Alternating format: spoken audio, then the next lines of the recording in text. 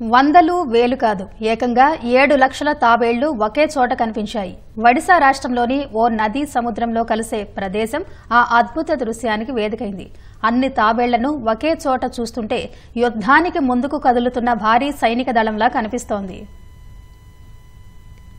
ఒడిశా గంజాం జిల్లాలో వందలు వేలు కాదు ఏకంగా 7 లక్షల తాబేళ్లు ఒకే చోట కనిపించాయి. ఋషికుల్య నది ముఖద్వారం వద్ద ఆ అరుదైన దృశ్యం కనిపించింది.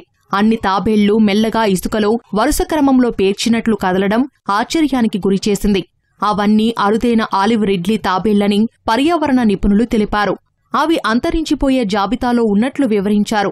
ఋషికుల్య నది సముద్రంలో కలిసే ప్రదేశం తాబేళ్లు గుడ్లు పెట్టేందుకు అనువైన ఆవాసంగా ఉన్నట్లు వెల్లడించారు.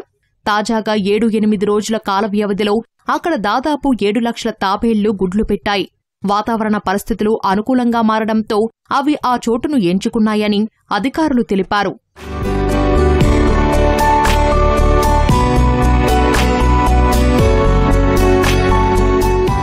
అంతరించిపోయే జాబితాలో ఉండటంతో తాబేళ్ల ఆవాసాన్ని రక్షించేందుకు పర్యావరణ అటవీ అధికారులు ప్రత్యేక చర్యలు చేపట్టారు. మొత్తం 5 కిలోమీటర్ల తీరాన్ని తాబేళ్లు గూడు ప్రదేశంగా మార్చుకున్నాయి. ఆ చోటికి ఎవరూ రాకుండా అధికారులు కంచెను ఏర్పాటు చేశారు. బీచ్ అధికారులు, మెరైన్ పోలీసులు నిత్యం గస్తీ సహా అవసరమైన చర్యలు తీసుకుంటున్నారు. గతేడాది నవంబర్ 1 నుంచి ఈ ఏడాది మే 31 వరకు అక్కడ చేపల వేటపై నిషేధం అమల్లో ఉండనుంది.